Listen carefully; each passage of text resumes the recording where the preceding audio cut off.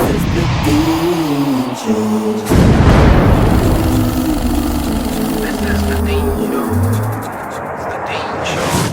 alhamdulillah, peace be with you. Welcome to The Deen Show. My next guest, an amazing, exciting show for you today. Native from France. Bonjour to everybody, all of our French viewers. We got a lot of people tuning in from France. Born in Paris, and then came over to the States, lived in Chicago, and was an agent to the underground stars. His whole life revolved around music. And ate, slept music. That's all he did was music, promoted music. And today he's got an incredible story. Turned his whole life around, not upside down, made a 180. And he's here with us today, Antoine. And we have an incredible story for you. Don't go anywhere. We'll be right back with my next guest here on The Deen Show. This is the Deen Show.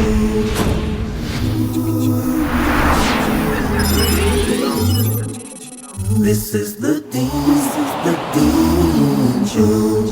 This is the Deen Show. This is the Deen Show. This is the Deen Show. This is the Deen Show. This is the Deen Show. This is the Deen Show. This is the Deen Show. Peace be with you. Assalamu alaikum. Alaikum salam wa rahmatullahi wa barakatuh. Now I know I said Antoine. Antoine. Antoine, but how do you pronounce it? Antoine. Antoine. Yeah. Antoine. Parlez-vous français? Oui, je parle français. Bonjour. Bonjour. Bonjour. We are, I know, I mean, there's a big community in France. Yes, there is. Yeah. There is, and you know, they're tuning in and they're like, alhamdulillah, we have a native from Paris. You got the French, that's how you can identify. Is that like particular to... That's usually more British. More British? Yeah, but people usually associate with Why do they associate it with the French people? You know, I guess, it's the beret and the baguette, and I don't carry the baguette with me. Yeah. So you have a very interesting story. You were agent to the stars, the underground stars, Derek Carter and some of these other people who were very well-known DJs, some of the top elite DJs in the music world. And we want to kind of get a before and an after. So tell us a little bit about yourself, and so we can kind of have the audience identify with you, and then we'll get to where you're at today. Inshallah. Bismillahirrahmanirrahim. So, Jazakallah khairan first. Thank you so much for having me here, inshallah. I'd say we because it's my wife and I actually traveling, and we were just going back to Chicago where I used to live, and that's where I reverted to Islam 12 years ago. At that time, as you were saying, I was in the music business. I was bringing basically French DJs to the US, and French DJs and musicians, and the other way around as well. And as you were saying, music was my life. Dance was my life. I was spending most of my time in nightclubs, not for drinking. I wasn't drinking at the time, actually. I had quit drinking already. But to be in that kind of frenzy, I guess, and Chicago opened up its arms for me, and so I worked there for a few years. But I guess I was also developing on the side some, I wasn't satisfied completely, of course. I was looking for something else, and even though I was physically involved in a lot of things, spiritually something was missing. There's a big void, you could say. There was a void, definitely. Isn't France known for now being people go to France for that romance, and it's kind of linked to, you get away, you got French wine, French women, and it's just kind of like, the big party in France. Romance, is this is this correct? There's a part of it that's correct. It still has a very big fantasy. Fantasy, that's what it is. People create a fantasy around French, the French language, and but you, obviously you were living that whole lifestyle, and you weren't happy. No, when I grew up, also I was lucky enough to travel. I lived in other cities. I lived in London. I lived in Hong Kong. I'd seen other parts of the world, and for me, it all eventually goes to the same materialistic view of things. You know, our world today is just the same pretty much everywhere. Yeah. So even this fantasy about France, you know, when people get to Paris, they understand that it's no more. No? No, unfortunately. Is that is it the French president also who was kind of also just chasing his desires? Is that the one? And he was hiring prostitutes, and is that the French president or which? This one, maybe not, you know, like so overtly, I don't Yeah. know. But, you know, yeah. These politicians, they're kind of getting caught with, you know, Yeah, oh yeah. indulging I in know, their passions. Yeah, you're talking and- about, yeah, the former it- president of the IMF. Okay, yes, okay. Who was going to be the next president. He was going to be the next yeah, president. Yeah, that's true. Yeah, Okay. Yeah, astaghfirullah. Yeah, it's crazy, right? So you see people, I mean, indulging in their desires. You were, you know, living, numbing their minds with, you know, either drugs or alcohol. Yes, I was in the middle of that. Yeah, you were in the middle of that. I had some clarity because I wasn't taking any drugs or drinking. But I guess another way of numbing yourself is, you know, through any kind of addiction. And music to me was an addiction. Dance to a certain extent was an addiction as well. I had to have that, you know, that inner rush, you know, like you can get in sports or you can get. So I was kind of hooked on that. Mm-hmm. And alhamdulillah, you know, Allah Azza wa Jal made it so that I get injured, actually. I got injured. I couldn't perform what I was doing before. How did you get injured? Doing martial arts, actually. So you've done martial arts also? Yes. Capoeira? Is that right? Yeah, I was playing capoeira here. Yeah. So, So you get injured now. Was it kind of a match that you had or just during some regular training? Just during training. Okay. Yeah, and you know, as something snapped actually in my back, I had to, you know, take a rest for a long time. And it happened so that at the same time I met this brother here, Farid, who, you know, I must say, you know, send him my biggest salam because, you know, to date he's still my biggest friend, my best friend. So you met a Muslim now? I met a Muslim, yeah. Okay. Yeah, he's a French-Algerian Muslim. Okay, but before that, were you involved in any kind of religion? Not much. I was looking at different philosophies, mostly Eastern, you know, like Buddhism, Taoism. I was more into that, basically. Yeah. You mentioned before, I think that you weren't, the whole, there's kind of a negative thing attached to religion. People don't want to be associated with any organized religion. Exactly. That at the time when I met this brother, that was what really struck me. You know, he was someone who was very free, very himself, who knew himself very well, who had knowledge about a lot of things, was very smart, and we had a lot of conversations together. And you know, he was taking me to other levels, really, of intellectualism. But at the same time, he was following what I called at the time organized religion, which for me was nothing but constraints and, you know, like shutting doors to your to your spirit or to your intellect. So for me that was a big paradox at the time. Yeah. Is it in France, what's the predominant religion there now, today? Today some people say it's Islam. Some people, Islam? Yes, Yeah. because there's a very large population of Muslim in France, and unfortunately, you know, the Christian community doesn't practice anymore. The churches are empty. The churches are empty in very France. very much empty. I've heard the same thing in UK and many other European countries that the churches are empty. Yeah, yeah. Why do you think this is? Well, you know, they got caught into that individualism, this materialistic world, and they don't see any interest in those traditions anymore. And on the other hand, the mosques are full. The mosques are spinning over the streets, you know, which causes trouble sometimes. But because we're not given enough room to pray, for instance, on Friday prayers, for instance. So yeah, people pray on the streets. The mosques are full. Yeah, we're crammed, you know. Yeah. In the mosque in Paris. So how do you go from not wanting to follow any organized religion, and then you come to Islam? So first, because of that meeting with this brother, you know, that set idea that I had in my mind was slowly changing. You know, I could tell there was something else in Islam that actually provided him with the right basis, the right structure for him to blossom, you know, just in every direction. That's what Islam is all about. It gives us this strong basis, basically. And then on the other side, so that was more like, you know, like the intellectual side of things, the theoretical, and then I also started feeling very, you know, like different pains in my body.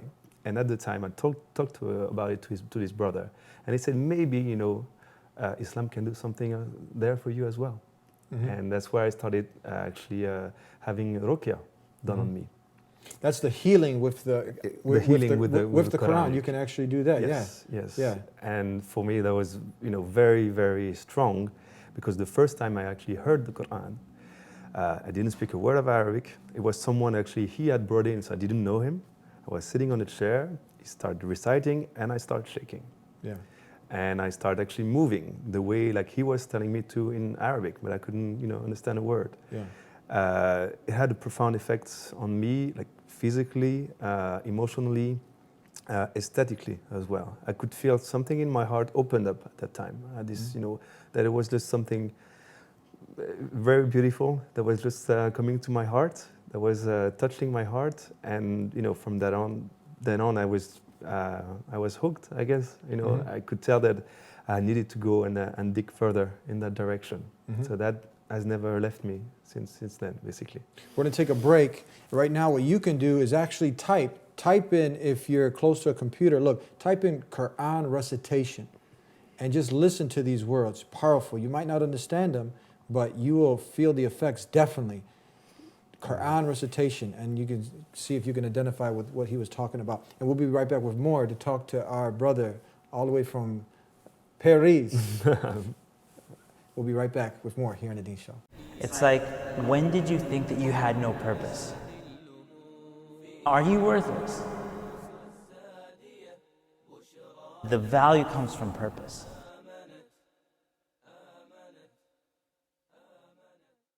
Your purpose in life is to worship the Creator, not worship your desires and self, not worship social pressure, the celebrity culture, but worship the thing that's much higher and transcendent, above and beyond.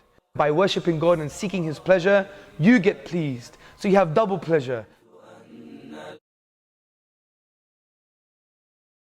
Back here on The Deen Show with Anthony, and proper pronunciation or proper way to say this name is Antoine. Antoine. Okay. So Antoine, nowadays you see that when we mention religion, people have this distance. They distance themselves from any organized religion. And then you mentioned something about the Quran. It had this effect on you. Yes. Now, many people don't know that Islam really calls you to think, to use your mind. It's a thinking man's way of life. This Quran ponders you to think. The Creator is challenging mankind. If you say that this book is from other than the Creator, find one discrepancy, contradiction. As in the other man-made religions, you will see contradictions, things that don't add up. So people just leave religion altogether. You said that now that the Quran had a profound effect on you, and you went further. Was there mental intelligent stimulation that came after this? That when you looked into it. Of course, but I was, at the time, I wasn't speaking Arabic, so I was going through translation. And I must emphasize here how important it is to learn Arabic. I was actually, for a long time, I've been struggling with it because of the effect it had on me. It was hard for me to open up a Quran. I could feel, its power, I guess, its healing power. So it was very much, like in a room where I would be learning Arabic or listening to Quran, I would have to leave. It would be too much. If people were reciting around me, it had this profound effect on me. So, of course, I could tell, even though that at the time it was only like a physical thing, but I could tell, of course, those were powerful words. Yeah. So, and all of this, went further after that to a more of a, again, I started learning about my deen. I was able to access this theological institute in Paris and, learn about all we know about the seerah, about life of the Prophet sallallahu alaihi wasallam, about fiqh, about Arabic eventually. And then eventually I get to a point, of course, where you're able to, open up any page of the Quran and learn something that is useful for you in your life today.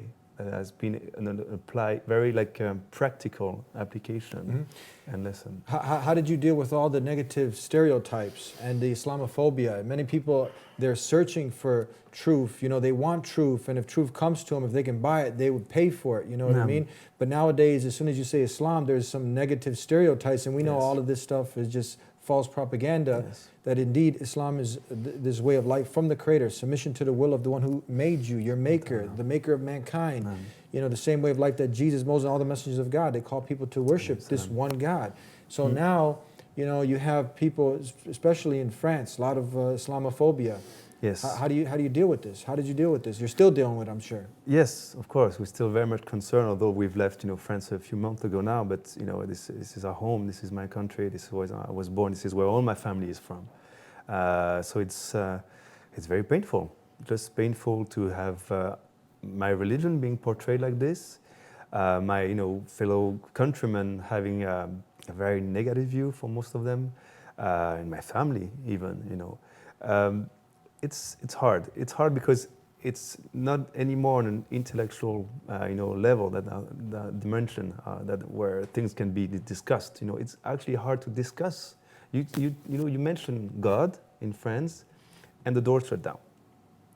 So it's very hard to actually have a conversation about God. Yeah, I mean, do you think now if people didn't have this myopic vision, they weren't so narrow-minded, and you can actually get in to talk, because people are, obviously you can see, like when you start talking about God being a man, that he died, and many of these beliefs that just don't make sense, Trinity, and you can't figure it out. And I'm sure French people are intelligent people, they're Very thinking much people. so. Very So much. now I think most of this came from man-made religions, organized by man, but now, the door is shut, but a lot of people are losing out, because I'm sure if they heard about Islam and it's the rational teachings, and the way that Islam is the antidote for many of all of the social ills. Yeah, exactly. Yeah. It's again, as I was saying today, it's hard to challenge this on an intellectual dimension level. It has to be more for us at first as being the best examples that we can be. Dawah starts with behavior, with how your character is, and we very much emphasize our life and our behavior to be the best person that we can be. That allows us to have further discussion and go deeper into every people, kind of lift off a few barriers that people have, a few of those gates that they've been putting in front of them. So that's probably right now in France how it is today, I would say, for most people. Yeah. Okay, so now you have all these religions. In Islam, obviously you're going to get the most trouble practicing it. You're going to get the most resistance.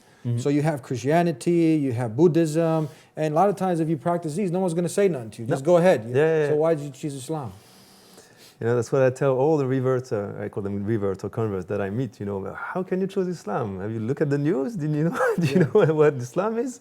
No, it's just it goes so far beyond that.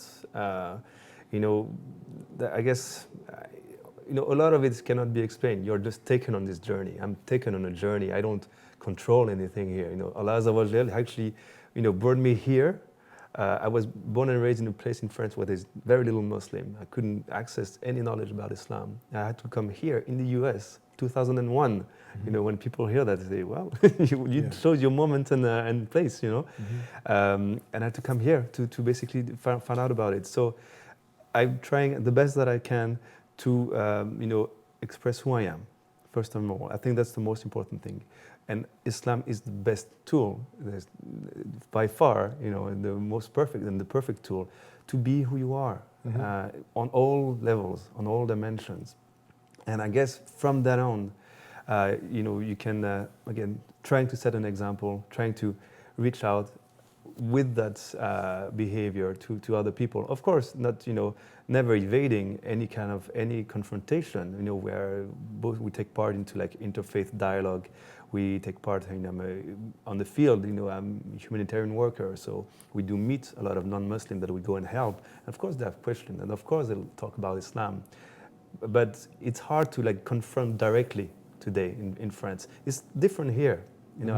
People are more open-minded here. People, are still God-believing here. Yeah. So you can talk about God, but it's hard to even mention the word God sometime in France. Yeah, I think people most people that we talk to, and we have this 1-800 number, 1-800 number that people call, and some people will call sometimes aggressively. But after they calm down and they start thinking rationally, and we start to explain Islam to them, Islam just makes sense. Islam is not calling you to blind belief, as you obviously know. Islam, it provides the evidence. It's authentic. It's providing, the thinking person. Is there a lot of atheists in France? Yeah, it probably is the first religion. Yeah, or the first, we really, according to our belief, we don't believe there's strictly someone who's purely atheist. Everyone believes in God. Yes, yeah. Or believing nothing is already believing in something.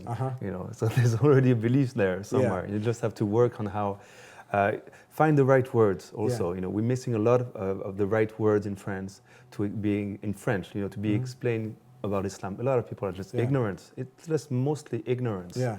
So that's the first thing, and then the second thing really is having a that broader view of how being in your environment, being the best that you can, and setting an example and trying to be, Islam has taught me that I can have a very critical mind about what's happening around me. It gave me those tools, how to analyze the society I am in, the environment that I'm in, and trying to bring solutions.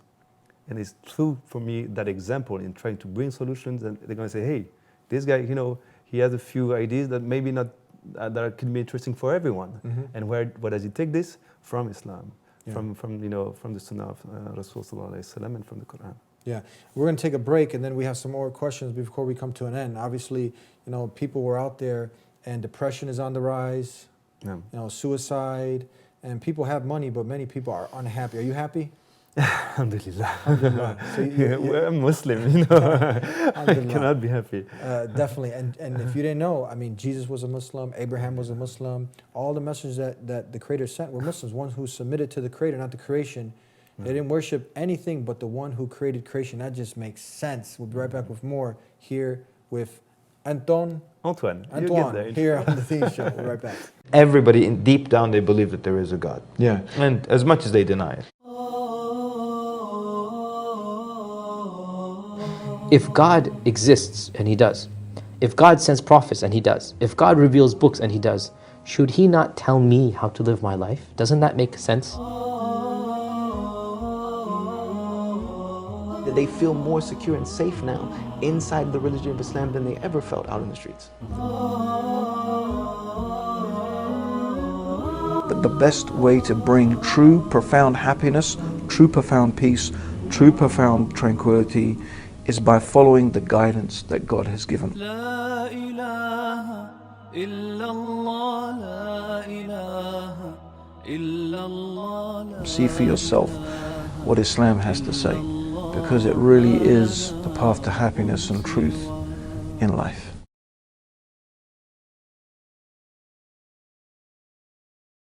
Back here on the Deen Show, before we went to break, I was mentioning some facts, not fiction, that suicide is on the rise, people have technologies on the rise, but depression is also. And people are listening to music, numbing their minds, and when you want to bring up, let's say, the serious topic, what's the purpose of life? Have you thought about this important question? At that time, you had obviously money, agent to the stars, underground stars, you were, indulging in your desires.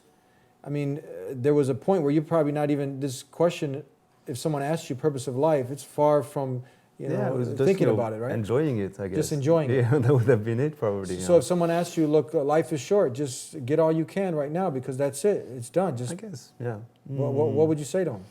Well, so today, now that I have a different take on things, life is short. Every breath counts. And every breath today, actually in our cities even, it's hard to breathe. This even gets hard today. Everything is done for us not to be able to have that connection, that spiritual connection, whether it is through remembrance, just remembering. And how can we not remember who created all this? Going a little further in our reflection, all this is given to us at any minute. Every breath is given to you. It's a blessing. Every piece of food, every step you take is a blessing in this world. And how can you not be thankful for that, basically? How can you just not, think, okay, all this people, talk about the energy going through, or, this everlasting thing goes around. But this has a creator too. All this, you has to go back to the creator. You have to go this one step further, higher, to the creator of all things, and be thankful to him, because he's the one who created all this. You cannot be thankful to all this. This is creation. This is not the creator. Mm-hmm. So that would be probably my that's where it starts, being grateful and thankful. And not being too proud to turn to the one who created you and to thank him for all the breath that you mentioned that we breathe. That's a blessing. If people right now, they can just hold their breath, see how long you can last on your own. You can't. It gives you all this, but we don't even think about this. We are, as we were saying, numbed, but not only by music. We're numbed, in the city life also. We're numbed by TV. We're numbed by all the screens. I haven't had a TV for 10 years, more than 10 years. When I go to someone's place, I'm totally hypnotized by it. So I can tell it's a powerful tool, a very powerful tool. The media, right?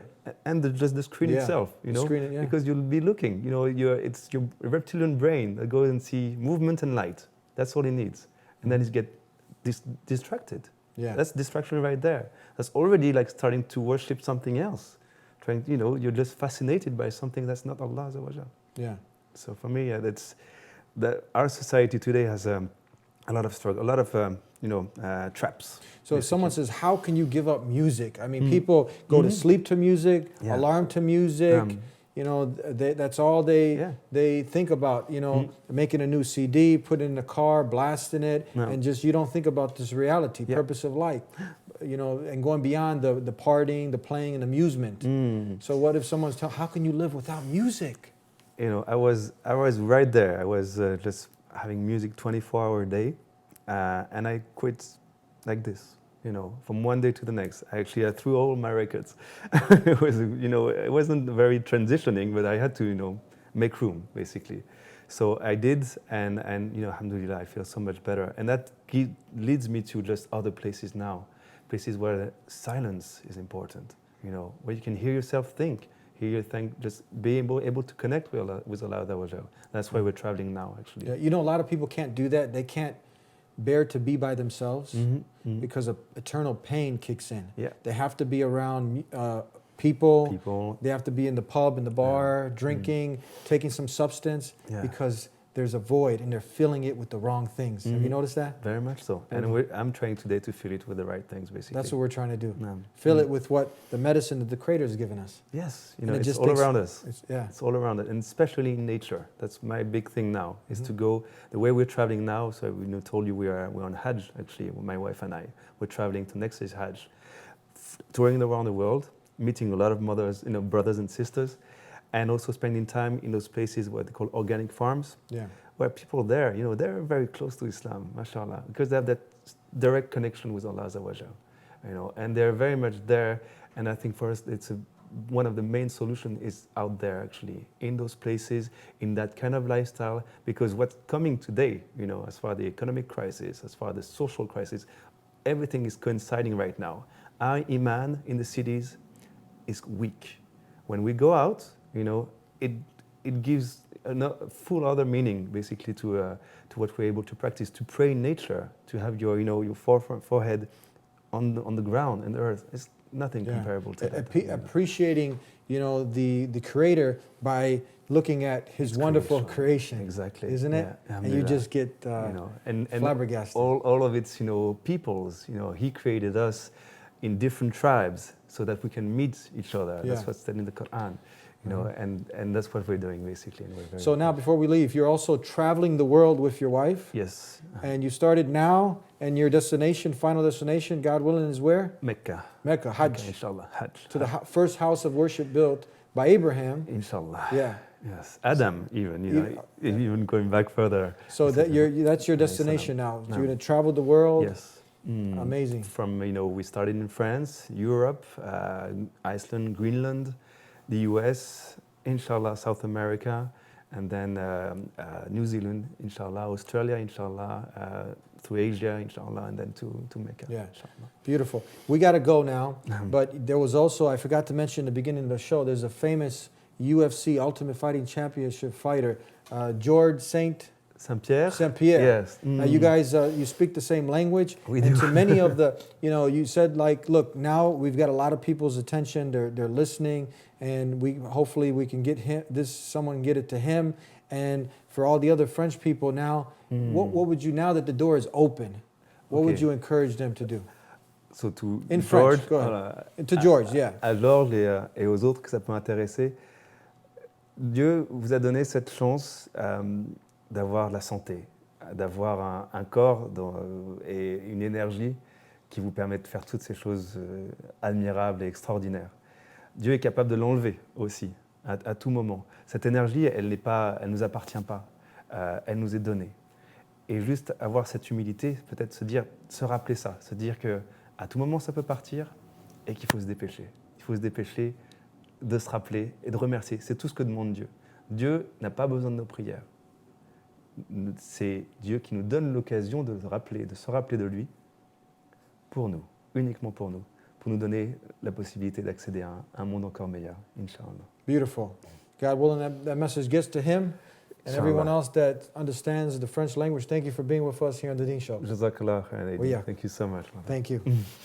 Now, this is a very important topic, that many of us were neglecting. Purpose of life, why we've been created, and we shouldn't have apathy towards this. We should really think about it, and you want to model someone after someone who's successful, someone who's made $1 billion or $1 million, and then you look, okay, how'd they get there? So how did this person that lived for music, that was an agent to the stars, who just engrossed himself in materialism, now he came to this wonderful way of life that's based on reasoning, logic. Let's put aside all of these callow and just senseless arguments that are made by people. Islam, we obviously know, has nothing to do with all these things that are affiliated with it. Get to know it from the source.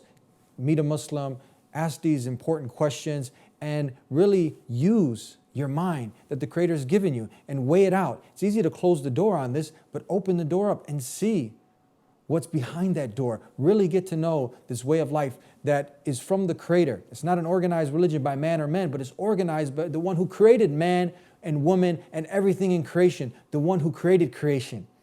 And I guarantee you, without a doubt, it will bring that peace that you're looking for into your heart. It'll be a new beginning, a new start. Follow us on Facebook, or like us on Facebook, follow us on Twitter, and tune in every week to The Deen Show. And let's just, I mentioned that suicide and the antidepressants, are on the rise. The pharmaceutical companies are making millions on people's depression. But why stay depressed? So start right now, I'll leave you with some homework. Look, ask your Creator to guide you. Real simple. Not a man, not a woman, not the creation, but raise your hands up, prostrate the way that Jesus prostrated, and ask the Creator alone. That just makes sense. What's eternally built inside you is identifying with this. Ask the Creator alone to guide you. Establish a direct connection. Even the stars such as Oprah Winfrey and many of these billionaires, they meditate. They meditate daily. 10 to 20 minutes in the morning, 10 to 20 minutes at night to awaken this spiritual side in them. But you can do something even greater than that. Take time to thank your Creator for all the blessings, for the air that you're breathing right now, and all the countless blessings that you get throughout the day. Too many to enumerate on. So thank Him and ask Him for guidance. Let's start there.